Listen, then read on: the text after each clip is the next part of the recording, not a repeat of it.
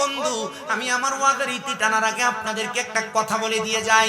নামাজ পড়লেন, ঈমান আনলেন, সব করলেন, কিন্তু মা বাপরে বাদ দিলেন না, লাভ নাই। লাভ হইব? লাভ হইব? মুসলমান ইমানদার, নামাজ রোজা সব ঠিক, কিন্তু মা বাপরে বাদ দেওয়া ঠিক না। ওই সন্তানের নামাজ দিয়ে কোনো লাভ নাই, রোজা দিয়ে কোনো লাভ নাই, হজ দিয়ে কোনো লাভ নাই, যাকাত দিয়ে কোনো লাভ নাই। বলে হুজুর কেন লাভ নাই একটু বলেন না।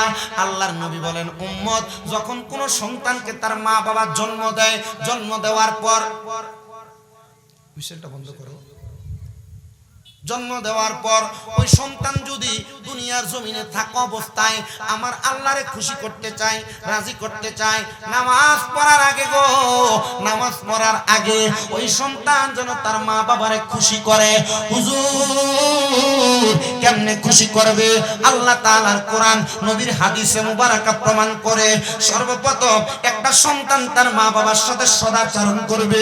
2 নাম্বার, সন্তান তার মা বাবার উপযুক্ত থাকার ব্যবস্থা, খাওয়ার ব্যবস্থা করবে। 3 নাম্বার, সন্তান দুনিয়াতে থাকা অবস্থায় আম্মা আব্বারে কোনোদিন কষ্ট দিবে না। হুজুর কেমন করে একটাবার জানতে চাই। আল্লাহর নবীর প্রখ্যাত একজন আশেক, যার নাম ছিল হযরত হুযায়ফা রাদিয়াল্লাহু তাআলা আনহু, বসবাস করতেন ইরাক এলাকার পার্শ্ববর্তী এলাকায়।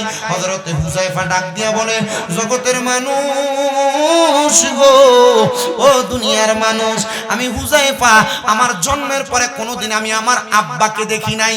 এখানে অনেক সন্তানেরা আছেন যাদের বাবা নাই, বাবা হারা এতিম হয়ে এখানে বসেছেন। সন্তান একবার চিন্তা করে দেখেন, ওই বাবা জান যে কবরে, একটাবারও তো আপনি আপনার আব্বা জানকে আপনার চোখ দিয়া দেখতে পারতেছেন না।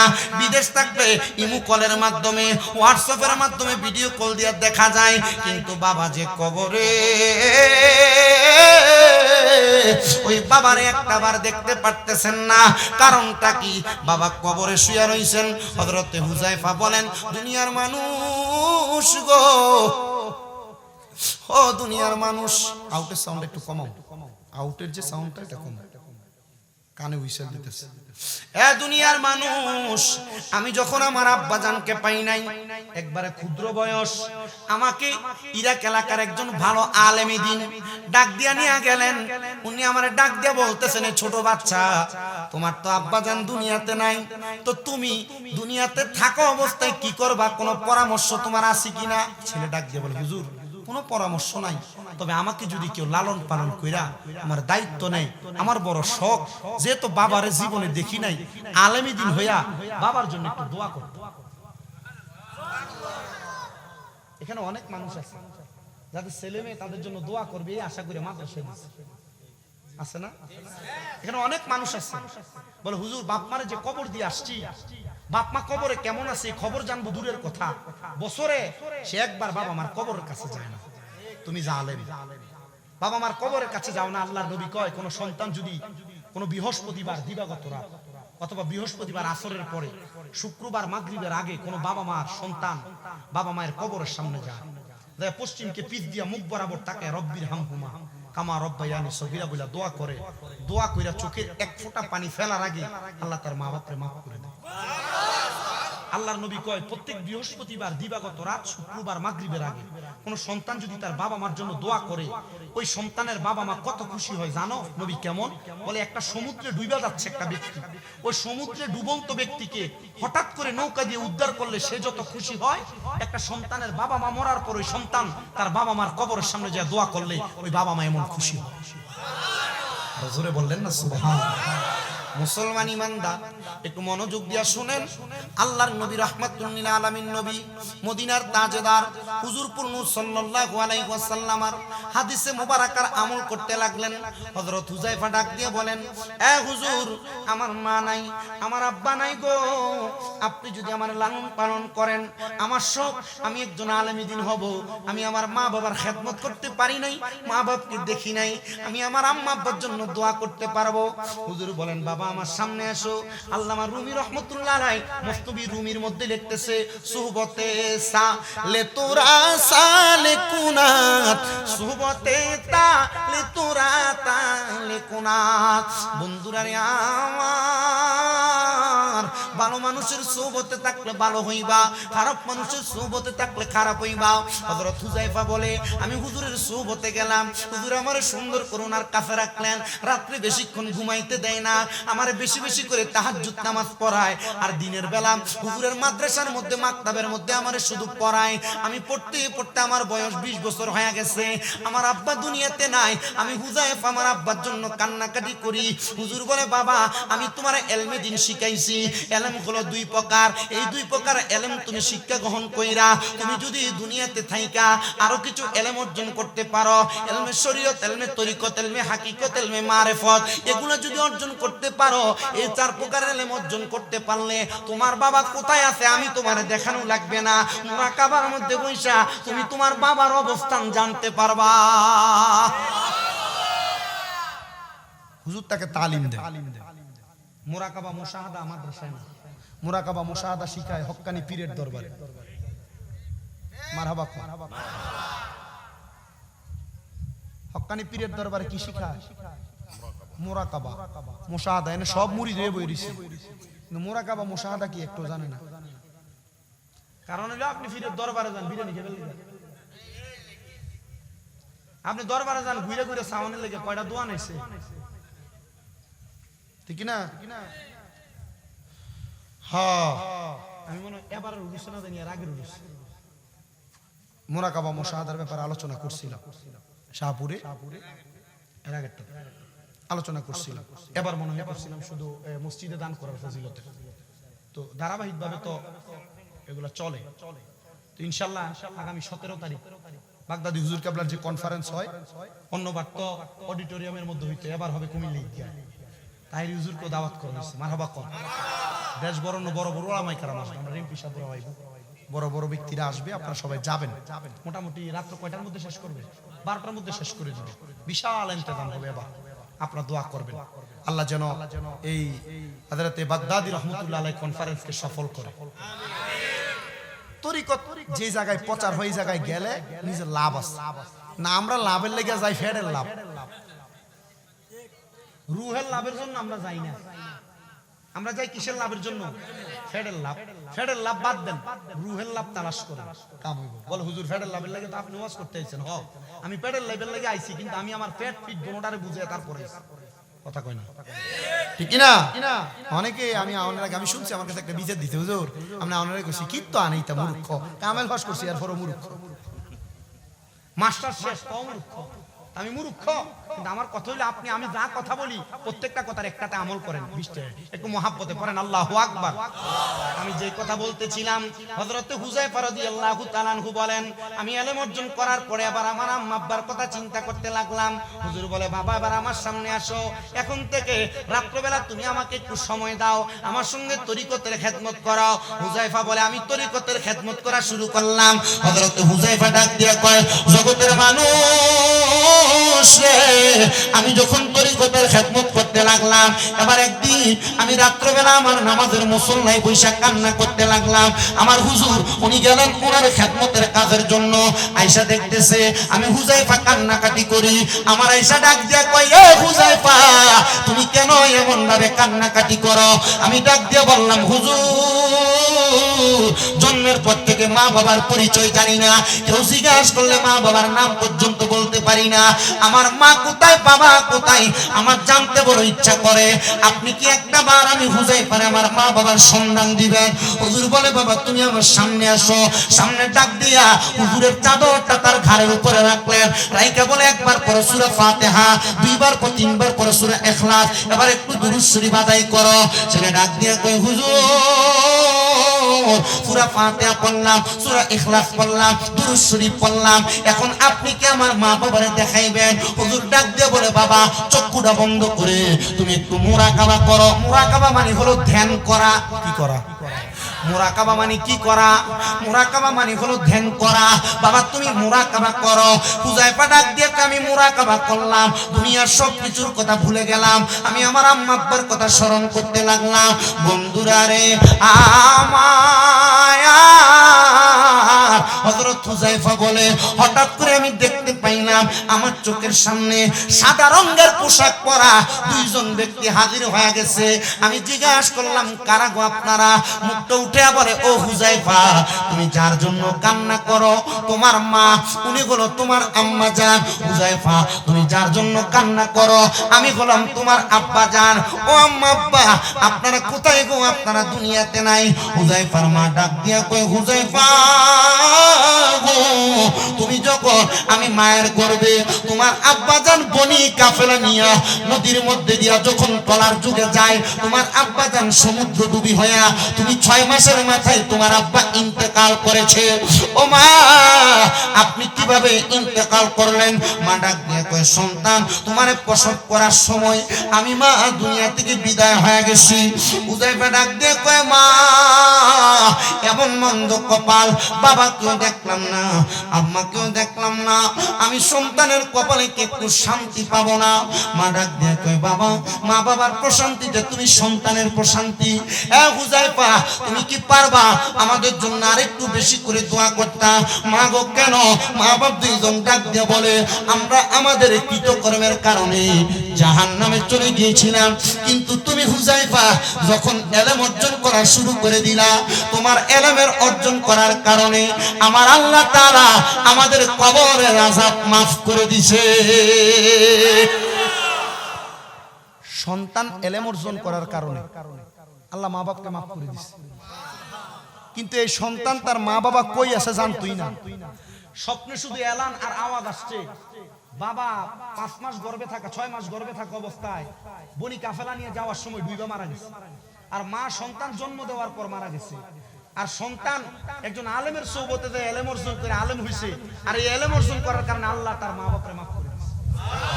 আচ্ছা বলেন তো, আমরা যদি আমাদের সন্তানদেরকে আলেম বানাই লাভ আছে না? অনেকে হিসাব করে 10-20 টাকা 50 টাকা 100 টাকা দাওয়াত খেবো এর লাগি আলেম বানাইতে পারে না। আপনি আপনার সন্তানকে আলেম বানাইলে দুনিয়ার লাভ যদিও না হয়, আখিরাতের লাভ হবে। কথা বলেন না, ঠিক কিনা? তো আপনারা আখিরাতের লাভটা আমাদের বেশি দরকার। দুনিয়াতে বাঁচবেন 60-70 বছর, কিন্তু আখিরাতের জগৎ বড় মারাত্মক, বড় কঠিন। এই জন্য আমি আপনাদের কাছে বলি, যাদের মা বাবা ইন্তেকাল করেছে, দোয়া কি কম করবেন না বেশি করবেন? দোয়ার পক্ষে আছেন কারা কারা? সোজা সোজা হাবিব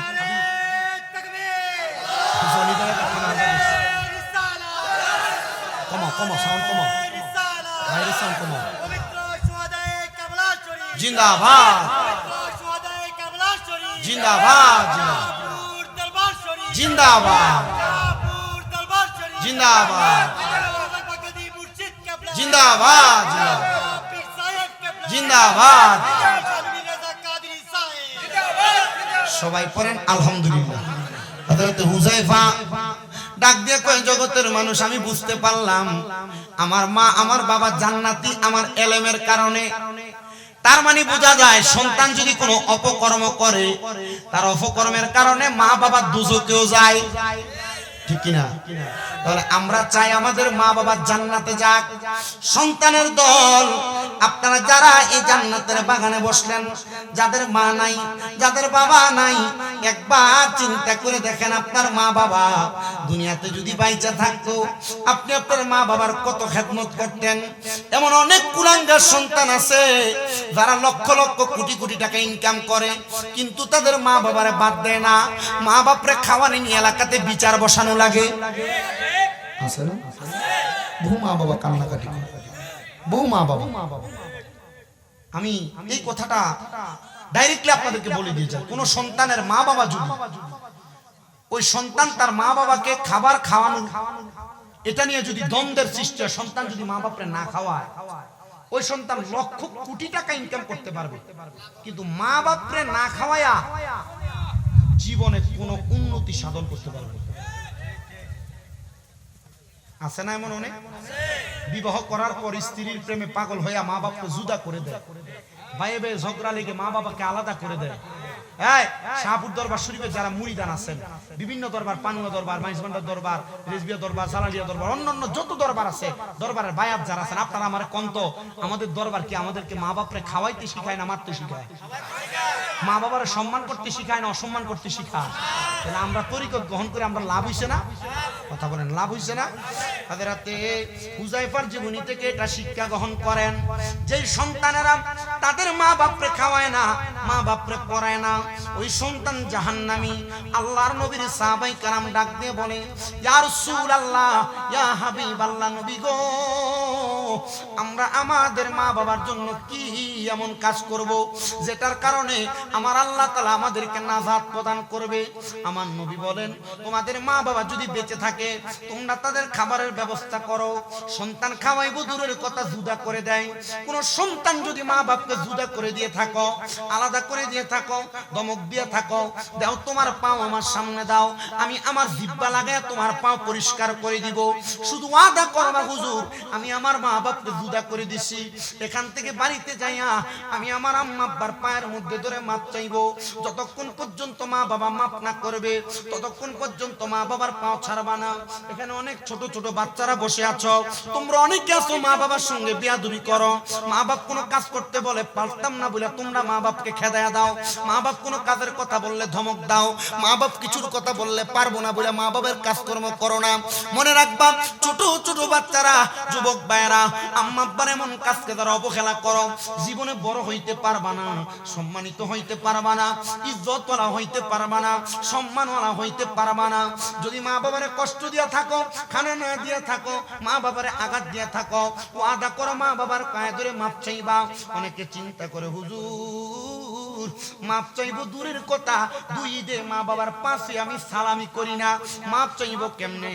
আল্লাহর নবী কয়, শুধু মাপ চাওয়া না, মাঝে মাঝে যদি সুযোগ পাও রে, আম্মা আব্বার কদম বুসি করবা, কদমে চুমা দিবা। আমার দিকে তাকাও, এলেম দিয়া বক্তা না, আম্মা আব্বার কদমে চুমা দিয়া বক্তা, আম্মা আব্বার খেদমত দিয়া বক্তা। আম্মা আব্বার এমন খেদমত আমার দ্বারা হইছে, আমি বিশ্বাস করি আমার আল্লাহ তাআলা আমার এলেমের কারণে আমার আলেম আর বক্তা বানাই নাই, আম্মা আব্বার খেদমতের কারণে বক্তা বানাইছে। এই সাওয়ালপুরের মানুষ, আজকের মাহফিল কবুল হবে কিনা এটার গ্যারান্টি কেউ দিতে পারবে না, কেউ দিতে পারবে না।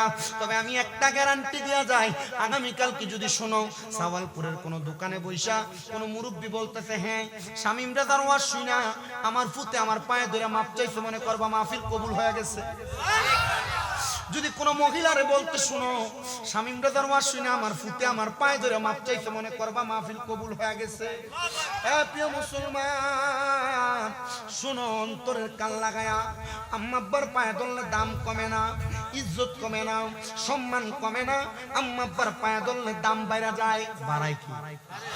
বাড়ায় কি? আম্মা আব্বার পায়ে ধরে কি শুধু মাপ চাইবেন না, মাঝে মাঝে চুমও দিবেন? আমি আমার জীবন থেকে একটু বলি। আমার আম্মা আজকে 1 বছর 2 মাসের উপর অসুস্থ। 1 বছর 2 মাস। 1 বছর 2 মাসের ভিতরে যখন হসপিটাল ভর্তি অপারেশন হয়, ডাক্তার বলছে আর কোনোদিন হাঁটতে পারবে না। এই অবস্থায় প্রস্রাব পায়খানা গুলা কোষ করে করে সাফ করছে। পায়খানা একবার সাফ করার পরে আবার পায়খানা, আবার সাফ করা লাগছে। মুখে মাস্ক লাগাইছি না, যদি মা মনে করে ফুতের মনে হয় কষ্ট হইতেছে। ডাক্তারের কাছে নিয়ে যাওয়ার পর ডাক্তার যখন বলছে দেরি হবে, আস্তে আস্তে হাঁটবে, তখন বললাম পারলে 10-15 লাখ টাকা নিয়ে যান, আমার আম্মাকে হাঁটার ব্যবস্থা করে দেন। আমাকে হাত দিয়ে বলছে, শামীম সাহেব টাকা দিয়ে যদি হাঁটতো তাহলে অপারেশনের পরের দিনে হাঁটতো, আপনি খেদমত করেন। এখন ডাক্তারের কাছে নিলে ডাক্তার বলে, আপনি যে খেদমত করছেন এই রোগী কোনোদিন যে হাঁটে 100-র ভিতরে 1% হাঁটে, 100-র ভিতরে 1% হাঁটে। আলহামদুলিল্লাহ এখন আমার আম্মা ওয়ালে ধরে ধরে ঘরে হাঁটে। এখনো ঘুম থেকে সজাগ হইলে আমার আওয়াজ শুনলে এখনো নাস্তার প্লেটটা আমার জন্য আমার রুমে নিয়ে যাবে। আপনাদের কষ্ট হইতেছে? আচ্ছা, যাদের মা বাবা নাই আপনারা একটু চিন্তা করে দেখেন, আম্মা আব্বা যদি বাইচা থাকতো, যদি আম্মা আব্বারে প্রতি ঈদে একটা কাপড় কিনে দিতেন 1-1.5 হাজার টাকা লাগতো না? আচ্ছা, আম্মা আব্বা যদি বাইচা থাকতো, যদি আম্মা আব্বারে আপনি প্রতিদিন 100 টাকা করে বাফেরি দিতেন, মাসে 3,000 টাকা লাগতো না? আম্মা আব্বা যদি বাইচা থাকতো, আম্মা আব্বার যদি আপনি প্রতিদিন ভাত খাওয়াইতেন, মাসে যদি 2,000 টাকা করে খরচ হইতো, বাপ মায়ের কি আপনি বছরে 24,000 টাকা খরচ করা লাগতো না? বাবা ওই মা কবরে, ওই বাবা কবরে, সোয়াদে কারবালার মাহফিল, আম্মা আব্বার জন্য খাস করে দোয়া করা হবে। নবী বলেন, দুনিয়াতে কোনো সন্তান যদি তার মা বাবার জন্য 1 দেড়হাম খরচ করে, আল্লাহ তার লক্ষ কোটি গুণ বাড়ায়া তার সম্পদ দিয়া দেয়। আপনারা যারা এখানে বসছেন, মা বাপ যদি বাইচা থাকতো মা বাপরে খাওয়াইতেন, মা বাপরে পড়াইতেন। একটা সন্তান আছেন যে দাঁড়ায়া হাতটা তুলে বলবেন, হুজুর আমার মা নাই, আমার আব্বা নাই, আমি জান্নাতের বাগানে বসে ওয়াদা করলাম আগামী বছরে মাহফিলের জন্য আমি 5,000 টাকা আল্লাহর রাস্তায় এই মাহফিল আগামী বছর দান করব। হুজুর আম্মা যদি বাইচা থাকতো, আব্বা বাইচা থাকলে আম্মা আব্বারে খাওয়াইতাম, আম্মা আব্বারে পড়াইতাম। 5,000 টাকা এক নাম্বার আছেন সাওয়ালপুরের জান্নাত।